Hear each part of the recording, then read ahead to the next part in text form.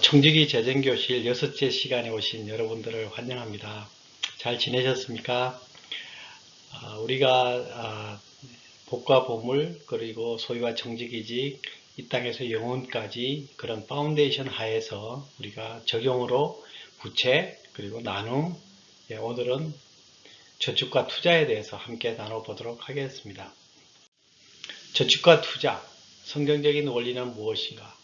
그래서 우리가 항상 돈을 쓸 때 첫 번째는 우선순위가 있죠. 우리 우선순위에 따라서 돈을 써야 되는데 첫 열매를 주님 앞에 드리고 빚을 상환하고 그리고 목적이 있는 저축을 하는 거예요.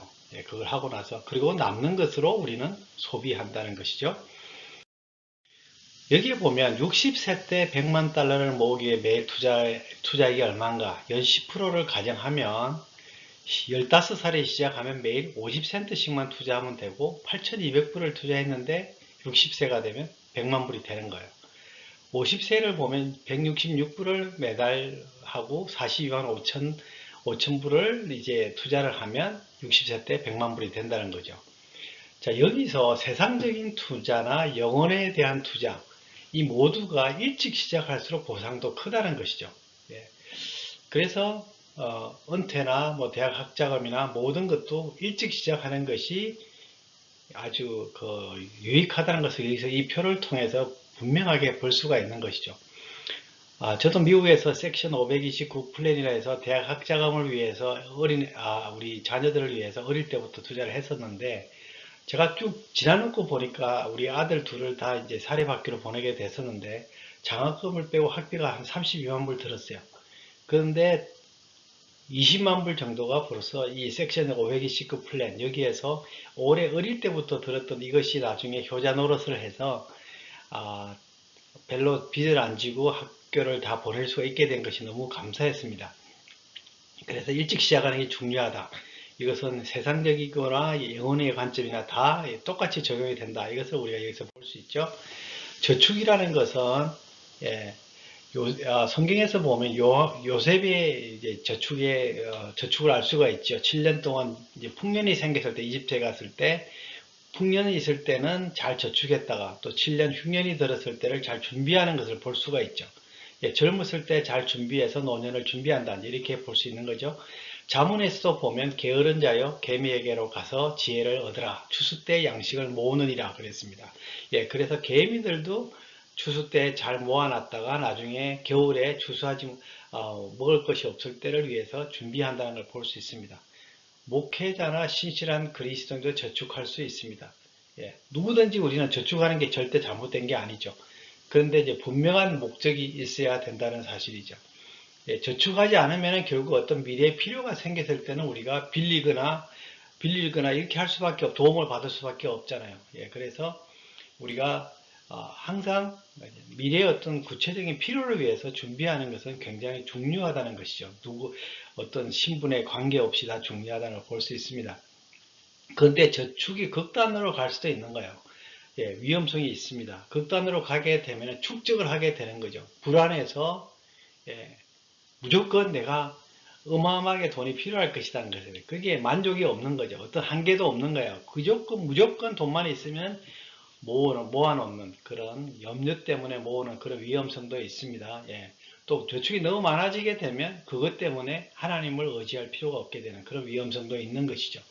그래서 단순하게 이렇게 금액이 크고 많냐에 따라서 위험하냐 아니 위험하냐 이런 게 아니라 우리의 태도에 달려 있다는 것이죠. 우리가 하나님을 신뢰하면서 또 지혜롭게 잘 저축하는 그 정도 수준은 괜찮지만 그게 너무나 많은 것을 저축할 목표를 세운다든지 그것이 우리의 목표가 되었을 때는 우리가 하나님을 더 신뢰하지 못하게 되는 위험에 빠지게 된다는 것이죠. 그러니까 저축의 양면성을 우리가 꼭 기억할 필요가 있습니다. 저축하는 방법은 습관이 굉장히 중요해요. 아주 일정하게 우리가 하는 습관. 그래서 투자 소득은 또 저축하고 자동이체를 활용하고 요즘 이게 굉장히 그게 쉽게 할 수 있지 않습니까? 내가 원하든 원하지 않든 어떤 상황이든 무조건 한 달에 얼마씩 이렇게 저축하도록 하는 것. 그것도 좋은 습관이 되죠.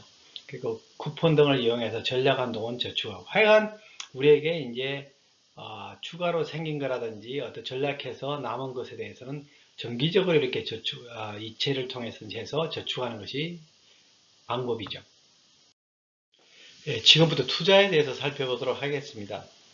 잃어버릴 여유가 없는 돈을 위험에 내맡기면 안 됩니다. 지금 당장 6개월, 1년 있다가 내가 이걸 꼭 어디다가 써야 되는데 그런 돈을 그동안에 내가 뭔가를 좀 남겨야지 이렇게 하면서 투자한다. 이거는 굉장히 위험한 것이죠. 또 빌려서 하는 것도 굉장히 위험한 것이죠. 이것은 갚아야 되는데 내가 투자가 잘못되면 그것을 갚을 수가 없지 않습니까? 그런 것들이 위험하죠. 모르거나 조급한 결정을 해서는 안 됩니다. 이런 케이스가 굉장히 많죠. 우리가 잘 모르면서 누가 이야기만 듣고서 이렇게 아주 급하게 지금 안 하면 큰일 난다. 지금 안 하면 기회를 놓쳐. 뭐 이런 식의 조급하게 한 결정들은 항상 후회를 불러오는 경우가 많은 거죠. 재정적, 정신적, 감정적, 영적인 비용을 고려해야 됩니다. 우리가 투자를 할 때는 단순하게 그것이 돈만 가는 게 아니거든요. 부동산이 됐든 주식이 됐든 어디에 투자를 하게 되면 거기에 우리가 정신적으로, 감정적으로, 영적으로도 우리가 그게 우리의 마음이 가 있는 거예요. 그렇기 때문에 거기 때문에 생기는 어떤 부담감들 이런 것들이 우리한테는 굉장히 큰 비용을 지불하게 되는 경우가 많이 있다는 거죠. 사람마다 좀 다르죠. 근데 어떤 사람들은 주식에 투자해 놓고 계속 그 주식 가격이 올라갔나 내려갔나를 계속 컴퓨터에다 그 화면을 만들어 놓고 관찰을 한다는 거죠. 올라가면 기분이 좀 좋죠. 내려가면 또 막 걱정이 되고 막 염려가 되죠. 이렇게 하면서 하루에도 몇 번씩 그 마음이 왔다 갔다 하는 그런 식의 투자 같으면 우리는 잘 고민해 봐야 되는 것이죠.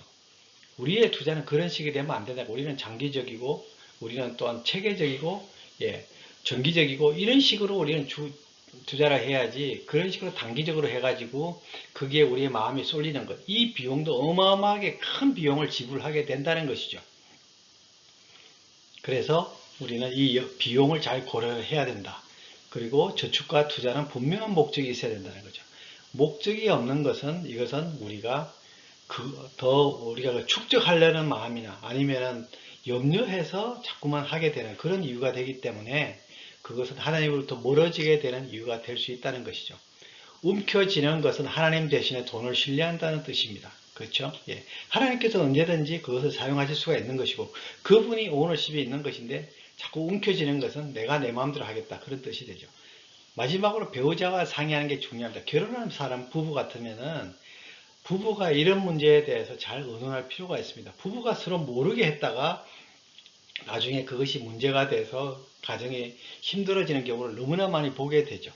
그래서 서로가 이게 대해서 충분히 이해를 하고 투자의 결정을 한다는 것은 굉장히 중요하다는 것이죠. 우리의 투자 전략은 단기적으로 하면 안 되고 전략적으로 해야 된다. 이걸 볼 수 있습니다. 단기적인 안목을 가지고 투자하는 사람들은 먼저 쓰고 남으면 저축합니다. 그러나 전략적으로는 저축과 투자를 먼저 하고 남는 것으로 소비합니다. 단기적으로는 빨리 부자가 되려고 하지만 전략적으로는 점차적으로 부를 축적해 나갑니다. 단기적으로는 시간이 적군입니다. 이 말은 시간이 가면 갈수록 이자를 지불하고 더 많은 희생을 하게 되는 거고 전략적 사실 시간이 우군이에요. 그러니까 점차적으로 계속해서 이렇게 복리적으로 이렇게 이자가 불어나는 것을 우리가 앞에서도 보았듯이 그렇게 시간이 우리를 위해서 일하도록 그렇게 해야 된다는 것이죠. 단기적으로는 상승 곡선을 기대합니다.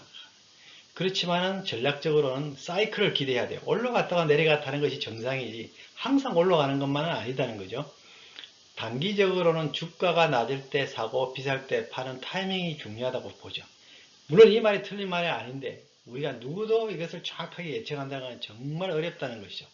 그래서 전략적으로는 자산을 분산시켜서 어떤 한 곳에서 문제가 생기도 다른 곳이 커버할 수 있도록 그렇게 잘 분산시키는 투자가 반드시 필요하다는 것이죠. 그래서 모든 재산을 한 바구니에 넣지 마라. 그것이 투자 전략에서도 중요하고 자문에서도 우리한테 가르쳐주는 말씀이기도 하죠. 투자와 함께 우리가 또 보험을 생각해 볼 수가 있습니다. 보험도 오늘날 우리가 여러 종류의 보험이 있고 어떻게 보면 우리가 일을 하는 것도 보험료를 지불하기 위해서 일한다고 할 정도로 여러 종류의 보험을 우리가 들게 되죠. 의료보험이 있고 집보험이 있고 뭐 상해보험이 있고 실업보험이 있고 생명보험이 있고 자동차보험이 있고 어떻게 보면 보험이 종류도 굉장히 많고 많은 비용을 우리가 지불하게 되죠. 보험이 있음으로 말미암아 생기는 유익도 굉장합니다. 감당할 수 있는 비용으로 상당한 손실을 피할 수 있다. 이것이 우리에게 가장 큰 보험의 유익한 점이죠. 그런데 우리가 생각할 것은 보험이 하나님의 도구인가 아니면 하나님 대체품인가. 옛날에는 이웃집에 불이 났으면 많은 사람들이 그 동네 사람들이 다 모여서 그 집을 잘 이렇게 새로 만들어줬죠. 그리고 그 집을 짓는 동안에 집에서 잠도 재워주고 먹는 것도 주고 하면서 서로 커뮤니티가 형성이 그런 식으로 형성이 됐는데 오늘날은 그런 일이 생기면 어떡합니까? 보험회사가 다 테이크케어를 하죠. 그러니까 이웃에서는 별로 관심을 안 가져도 알아서 다 하는 거죠. 그렇게 하다가 보니까 사람들의 관계가 점점점 멀어지고 기계적이 되고 무관심하게 되고 그렇게 되는 것이죠. 보험이 하나님에 대한 의존을 감소시키는가 아니면 증가시키는가. 그러니까 나는 몸이 아프면 의료보험이, 자동차 사고 나면 자동차 보험이, 집이 불이 나면 집보험이 이런 식으로 다 되니까 사실은 어떤 면에서 하나님이 없어도 나는 얼마든지 생활할 수 있다. 이렇게 된다고 하면 그것 하나님을 대체하고 하나님에 대한 의존을 점점 감소시킬 수밖에 없죠. 그것이 하나님의 도구가 되고 하나님이 모든 것의 주인이시고 그리고 모든 필요의 공급자시고 모든 상황을 주님께서 택해하신다. 그렇게 생각을 하면 우리의 삶이 계속해서 보험은 필요하니까 갖고는 있지만 보험을 의존하는 것이 아니라 하나님을 신뢰하게 된다는 것이죠.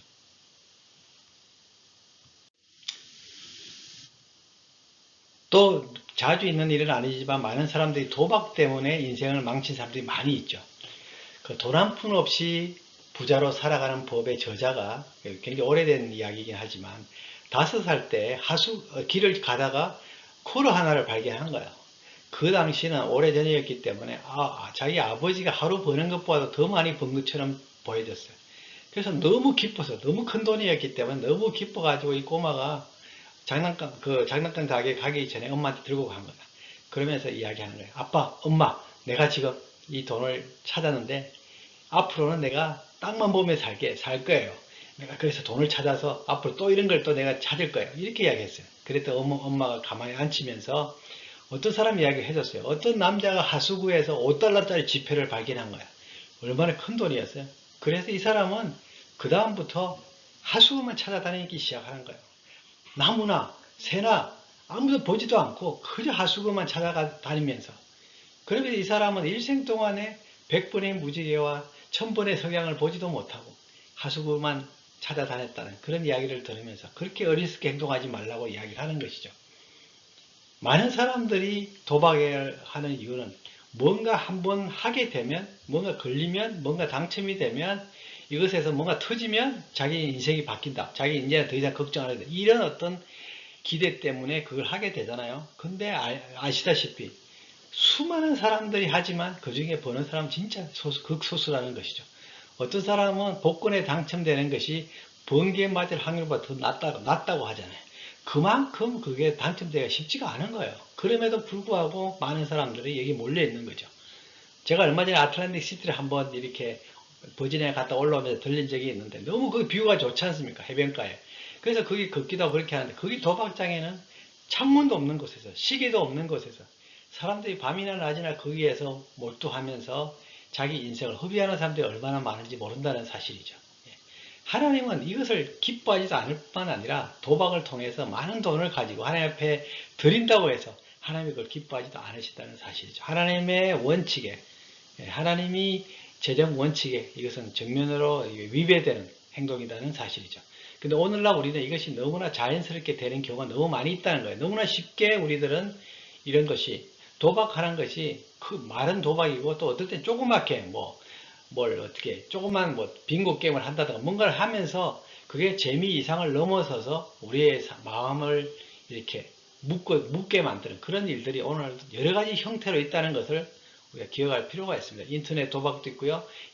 너무나 쉽게 접할 수 있는 것들이 어릴 때부터 너무 많이 있다는 것이 우리는 굉장히 이 시대를 살아가는 우리한테는 좀 경각심을 주는 것이 아닌가 그렇게 생각을 하게 됩니다. 우리가 이런 하나님이 주신 모든 것을 가지고 우리가 이 땅에서 어떻게 살아가야 되는지, 그것이 이제 우리의 생활 스타일이라고 볼 수가 있는데, 우리가 도대체 우리의 삶 속에서 어떻게 살아야 되냐, 이것이 굉장히 중요한 이슈가 되어 있는 것이죠. 어떤 생활 스타일을 택할 것인가, 이것은 우리 모두에게 큰 과제로 남아 있습니다. 우리가 자동차를 살 때, 캠리까지는 괜찮지만 BMW는 그렇지 않으면 사면 안 돼. 던킨 도너츠에서 커피 마시는 건 괜찮지만 스타벅스에서 커피 마시는 그건 너무 사치스러운 거야. 우리가 이렇게 말할 수 있겠냐 이거죠. 참으로 어렵습니다. 우리가 어떤 식으로든지 간에 뭔가를 살아가고 우리 생활 스타일을 정해서 살아가야 되는데, 어떤 스타일의 옷을 입고 어떤 집에 살고 어떤 곳에 살고 이런 것들이 다 어떻게 보면 어떤 휴가를 가고 어떤 식당에 가고 하는 것들이 다 우리의 선택 사항이긴 한데, 그런 생활 스타일을 어떻게 우리가 택할 것인가, 이것은 우리 모두에게 굉장히 고민스러운 일이기도 해요. 우리는 너무나 가난하게만, 너무 검소하게만 살아야 되냐, 아니면 우리가 그리스도인으로서 우리가 하나님께 많은 것을 얻어가지고 우리가 좀 넉넉하게 살고 하는 게 좋은 것인가. 모든 것들을 어떻게 보면 저는 이것을 지뢰밭을 통과하는 것 같다 이렇게 표현도 하긴 하는데, 참으로 쉽지 않은 결정인 것 같습니다. 그래서 참 잘못하면 우리가 다른 생활 스타일을 택한 사람들을 정죄하기도 굉장히 쉽거든요. 그래서 우리는 정말 여기에 대해서 어떤 성경적인 태도를 가질 것인가. 저도 어디 성경에 분명하게 이렇게 집은 예를 들어서 30만 불까지 집에 살아야 되고 그 이상 살면 안 돼. 차는 예를 들어서 2만 5천 불까지는 괜찮지만 그 이상은 안 돼. 막 이렇게 성경에 나와 있다면 그건 고민할 게 없잖아요. 그렇게 살면 되죠. 저는 그렇게 살면 될 것 같아요. 근데 성경에는 그런 말씀이 없어요. 그럼 뭐가 있습니까? 객관적인 본질이 있습니다. 적게 가진 사람들을 돕고 모든 상황에 간대해라고 말씀하고 계세요. 그죠? 이건 모든 그리스도인들에게 주어진 말씀이에요. 그리고 주관적인 측면이 있어요. 성령님의 인도하심을 구해라는 것이죠. 우리는 어떤 결정을 하든지 모든 재정적인 결정은 영적인 결정이다, 이렇게 이야기하죠. 우리의 모든 재정적인 결정은 영적인 결정이기 때문에 재정적인 결정을 할 때마다 하나님 앞에 물어보고, 주인 대신 주님께서 무엇을 원하시는지를 우리가 물어보면서 결정한다는 것이죠. 내 은행 잔고를 보고 결정하는 것이 아니라 하나님께서 주인이 뭘 원하시는지를 우리가 인도하심을 받는 것이 우리한테는 너무 중요하다는 것이죠. 그래서 존 파이버 목사님은 우리가 전시 생활 스타일로 살아야 된다. 너무 우리가 평상시의 생활 스타일로 살면 우리는 너무나 느슨하게 살고, 또 우리의 생활 스타일 자꾸만 소득이 올라가면 자연스럽게 올리려고 한다는 것이죠. 자, 생활 스타일에 있어 가지고 내가 부자인가를 한번 생각해 볼 필요가 있습니다. 성경에 보면 부자에 대한 책만이 굉장히 많이 나오잖아요. 연소득이 3만 5천 불이다. 미국에서 그러면 어떻게 보면 그렇게 여유 있는 아주 서민적인 삶을 살죠. 그런데도 불구하고 전 세계 기준으로 보면 탑 1% 안에 들어간다는 사실이죠. 성경에서 부자에 대해서 경고를 할 때, 부자는 워렌 버핏이나 빌 게이츠는 해당이 되지만 나는 해당이 안 된다, 이렇게 말하는 것이 사실은 말이 안 되는 것이죠. 탑 1%인 사람이 부자가 아닙니까? 그럼 누가 부자입니까? 그래서 우리는 늘 깨어서 주님의 음성을 들을 필요가 있다는 것이죠. 10만 불의 소득이 있는 사람이 10만 불의 생활 스타일로 살아가야 된다, 이것은 아니다는 거예요. 우리는 축복의 통로로 부르셨잖아요. 우리가 축복의 창고를 부르는 게 아니에요. 우리가 많이 쌓아놓고 있으라고 부르신 게 아니라는 거예요. 우리는 통로로, 나눔의 통로로 우리를 부르셨다는 거죠. 그 통로가 꼭 금으로 만들 필요가 없는 거죠. 그 통로는 구리로만 있어도 충분히 그것이 잘 통할 수 있게 된다는 것이죠. 그래서 우리가 하나님께서 공급하셨을 때 이제 우리는 그걸 가지고 이제 우리가 맡겨진 것을 충성스럽게 잘 사용해야 될 필요가 있고, 단순하게 사용하고 끝나는 게 아니라는 것을 우리가 앞에서 여러 번 나눴지 않습니까? 결국 하나님 앞에 가서 결산을 해야 될 것인데, 내가 진짜 하나님께서 공급하신 것을 어떻게 생활했는지를 가지고 우리는 다 결산을 해야 된다는 사실을 기억할 필요가 있습니다. 그걸 생각하고 우리는 오늘의 라이프 스타일을 우리가 잘 결정해서 행동하는 것이 중요하죠. 이것은 뭡니까? 이건 누구 집입니까? 이것은 워렌 버핏의 집이에요. 예, 5, 60년 전에 자기가 이 집을 사서는데 그 집에 지금도 살고 있으면서 뭐 시세가 70만 불 뭐 플러스 마이너스 된다고 해요. 예, 아주 평범하게 살면서 그렇게 부자임에도 불구하고 이렇게 살면서 대부분을 그렇게 도네이션하고 예, 뭐 동네 이발소에서 이렇게 이발하고 아주 검소하게 살아가는 어떤 모델이라고 볼 수도 있죠. 예. 이 사람은 누구 집입니까? 이 사람은 인도의 재벌 무케시 안바니의 집이에요. 27층 아주 뭐 실제 높이로는 60층짜리 높이와 비슷하다 그래요. 여기에는 일하는 사람만 600명이 있대요. 파킹장이 168대가 주차하는 파킹장이 있고 식구는 6명인데 지금 현재 뭐 인도에 하루 50센트 이하로 생활하는 사람이 8억 이상이 된다고 하는데 무케시 안바니는 자기 이렇게 사는 거예요. 그 아내 생일 선물에 뭐 보잉 뭐 제트기를 선물하고 그 안에 모든 게 다 들어있는 그런 걸 예, 수천만 불짜리 되는 제트기를 아내 생일 선물로 주는 그렇게 살아가는 사람도 있는 거죠. 그러니까 자기가 가진 거에 대해서 자기가 이렇게 하는데 뭐가 누구 아무도 눈치 볼 필요가 없다는 거죠. 뭐가 제일 잘못됐어요? 예, 하나님 앞에서 우리가 결산한다는 걸 생각하지 못하고 있는 것이죠. 현명한 소비 습관. 우리가 가진 것에 대해서 우리는 잘 소비할 필요가 있어요. 많이 아는 것이 힘입니다. 어떤 것은 잘 모르고 또 너무 쉽게 또 망가지고 또 꼭 필요하지 않은 것 이런 것들을 우리가 많이 하게 되죠.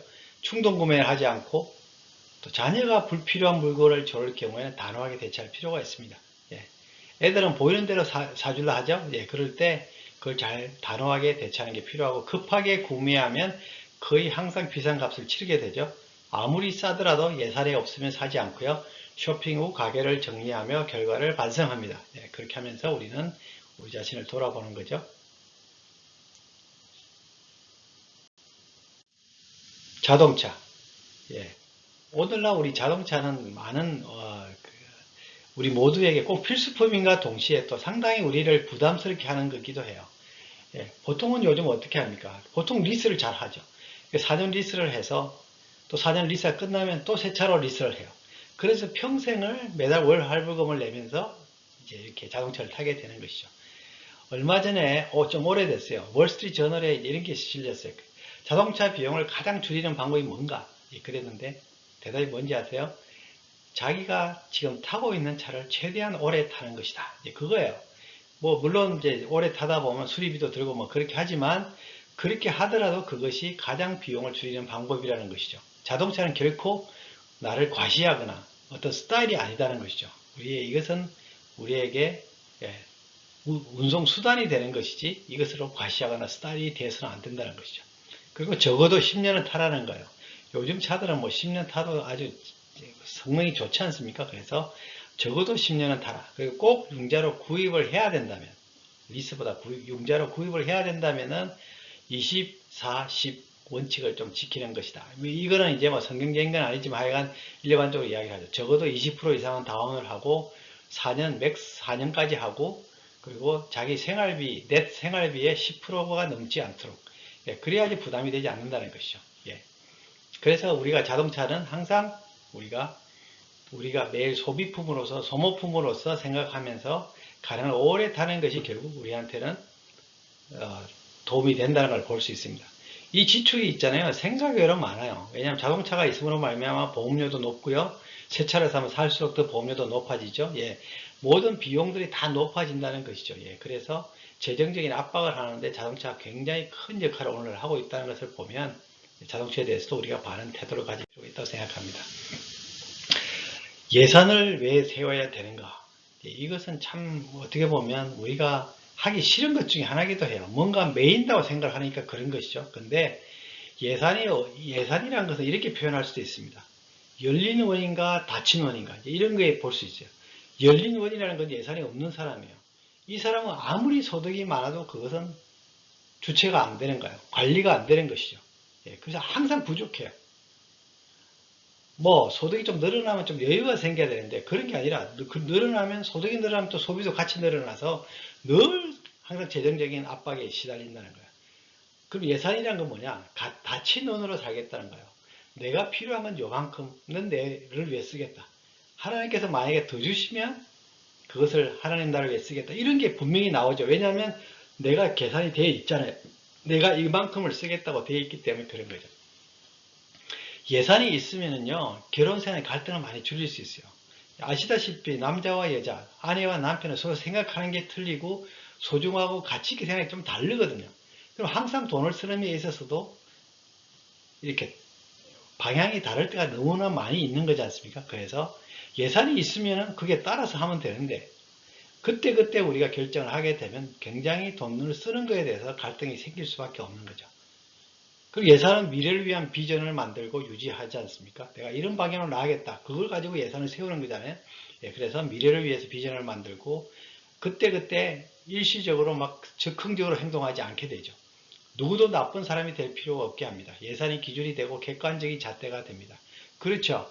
만약 오늘 외식비가 예산이 다 끝났다. 그럼 못 나가는 건데 그걸 가지고 뭐 왜 못 가냐 뭐 이렇게 이야기할 필요가 없는 거잖아요. 예산이 없으니까 안 되는 거니까 그건 자연스럽게 안 되는 거죠. 서로가 어그리 했으니까.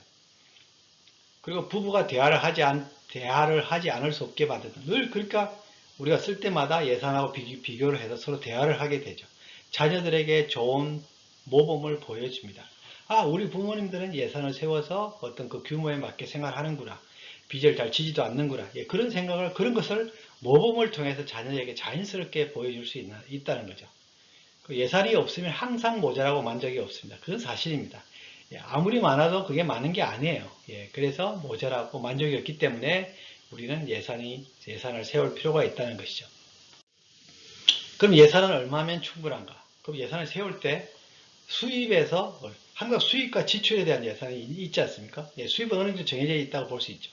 그래서 지출을 주로 세우게 되는데 수입에서 첫 번째 우선순위 지출, 11조, 세금, 집 모기지, 저축 등 우선순위 고정 지출을 공개하여 지출 가능한 금액을 정합니다. 여기에서 빚 상환도 있겠죠. 그리고 최소 3개월 동안의 모든 경비를 기록하여 생활비를 계산합니다. 그러니까 연에 한 번씩 들어. 예를 들어 보험료를 1년에 한 번 낸다 그러면 그걸 한 달씩 나누고 이렇게 해가지고 전체 3개월 동안의 경비를 다 기록해서 그게 얼마가 적절한지를 정해가지고 그리고 예산의 가장 핵심 지출이 소득을 초과하지 않게 예산을 정합니다. 만약에 지출이 더 많아지면 당연히 빚을 질 수밖에 없잖아요. 예, 그렇기 때문에 지출이 소득을 초과하지 않게 예산을 정하고 그리고 정기적으로 예산을 평가하고 수정합니다. 이게 항상 우리가 상황이 바뀌잖아요. 자녀도 점점 자라나기도 하고 이렇게 하기 때문에 정기적으로 예산을 평가하고 수정하면서 이걸 맞춰 나가는 것이죠. 그래서 우리는 전체적으로 봤을 때 우리의 생활세의 원칙, 우리가 어떤 생활 스타일로 살아가야 될 것인가. 기도하면서 하나님의 인도하심을 구한다. 왜냐하면 그분께서 우리의 주인이시기 때문에 그렇습니다. 그리고 지금 주어진 것에 대해서 자족하는 것을 배우는 게 중요합니다. 예, 감사하고 자족하고 예. 그리고 다른 사람의 것을 탐내지 않습니다. 예. 그 십계명에도 나오죠. 다른 사람에게 탐내면 안 되는 거예요. 탐내게 되면 자꾸만 욕심이 생겨서 또 더 우리가 예산에도 없는 행동을 하게 될 수밖에 없죠. 다른 사람과 비교하여 결정하지 않습니다. 예. 우리는 비교하는 문화에 살고 있지만 우리가 비교할 필요가 전혀 없다는 거예요. 그것은 우리의 재정적인 상황이나 우리의 자녀나 뭐 모든 것, 우리의 남편이나 아내나 어떤 것도 비교하면서 결정하지 않는다는 것이죠. 인도하심에 따라 자유함을 가지고 즐깁니다. 어떨 때는 너무 우리가 있잖아요. 너무 검소하게만 사는 것만 우리의 목표가 되면 안 된다는 것이죠. 어떨 때는 하나님께서 풍성하게 또 우리가 사용하고 또 즐기도록 그렇게 주시지 않습니까? 그럴 때는 또 우리가 뭡니까? 이게 자기의 어떤 죄책감이라든가 이런 걸 가지지 않고 마음껏 또 하나님의 주신 인도하심에 따라서 즐기는 것도 필요하죠. 자녀들에게 그런 거 심어주는 것도 굉장히 중요한 것 같아요. 늘 아낀다는 것만 하는 게 아니라 어떤 경우에는 정말 풍성한 것을 누리는 것도 가르쳐 줄 필요가 있는 거죠. 그리고 보다 단순하게 살려고 노력합니다. 우리가 단순한 것은 굉장히 중요하죠. 우리가 단순하지 않으면 항상 우리는 오버하게 되는 것을 너무나 많이 보게 됩니다. 필요 없는 것이 너무나 많고요. 옷장을 열어보시면, 신발장을 열어보면, 다른 창고를 열어보면 우리가 쓰지 않는 것들이 얼마나 많은지 몰라요. 어떤 건 1년에 한 번도 쓰지 않는 것들, 그런 것들이 수두룩하게 많은 걸 볼 수 있습니다. 그래서 보다 단순하게 살려고 노력하고요. 그리고 완벽한 생활 스타일은 하늘나라에서 누린다. 예, 우리가 정말 소중한 것들은, 우리가 정말 누리고 싶은 것들은 하늘나라 가면 다 누릴 수가 있어요. 어떤 유튜브에서, EBS 방송에서 이제 세계 테마 여행이라는 것을 하면서 주제를 하나를 했더라고요. 재밌게. 그 뭐라 하냐면, 천국보다도 더 멋진, 뭐, 프랑스의 어디, 뭐 이렇게 표현을 한 거예요. 얼마나 무식한 이야기인지 모르죠. 예. 정말 하나님 나라는 우리가 생각하는 가장 아름다운 것, 자연 환경도 그렇고 우리의 생활도 그렇고 우리가 시간 보내는 것도 가장 완벽한 것을 주님께서 준비하고 계신 거예요. 그래서 우리가 완벽한 것, 정말 이 땅에서 봤을 때 우리가 한 번씩 누리잖아요. 우리가 뭐 좋은 것, 뭐 이런 걸 우리가 매일 누릴 수는 없잖아요. 그렇지만 한 번 여행을 간다든가 뭔가를 행동을 했다든가 뭐 무슨 활동을 했을 때 우리가 누리게 되는 것들을 보면 정말 그런 가장 멋있는 것들은 우리가 하늘나라 가면 마음껏 누리게 된다는 생각하면서 너무 이 땅에서 모든 걸 누려야 되겠다 이렇게 생각하는 것은 아니지 않을까. 왜냐하면 우리는 영원히 살 사람이니까. 예, 그래서 우리가 이것을 생각하고 생활 스타일을 봤을 때 우리가 기도하면서 잘 정해야 될 필요가 있다는 것을 여기서 볼 수가 있습니다. 그리고 우리가 이제 오늘 실전 적용해서 예산과 실적 비교입니다. 비교하면서 예산하고 실적을 비교하면서 문제점을 발견하고 고쳐나가고, 예산이 법은 아닙니다. 그래서 주님이 인도하시면 민감하게 반응하고, 예산이 없으니까 무조건 안 돼. 이렇게 말하면 안 되죠. 하나님께서 어떨 때는 예산에서 벗어나서 하나님께서 특별하게 인도하실 때는 우리가 거기에 순종할 수 있도록 항상 준비가 되어 있어야 된다는 것이죠. 예, 그래서 항상 우리가 생각할 때 주님 앞에서 내가 주인이 아니구나. 주인이 뭐라고 말씀하시면 저는 항상 순종합니다. 그런 태도를 가지고 예산도 잘 이렇게 운영해 나가면 하나님께서 기뻐하시는 그런 준비를 하며 우리의 삶 속에서 많은 문제들을 많이 이렇게 이제 해결해 나가면서 살아갈 수 있지 않을까 그렇게 생각을 합니다. 그래서 영혼의 관점으로 살아가는 청지기가 지혜로운 그리스도인입니다. 또 소그룹에서 우리가 함께 나누면서 좋은 시간 가지기를 바랍니다. 감사합니다.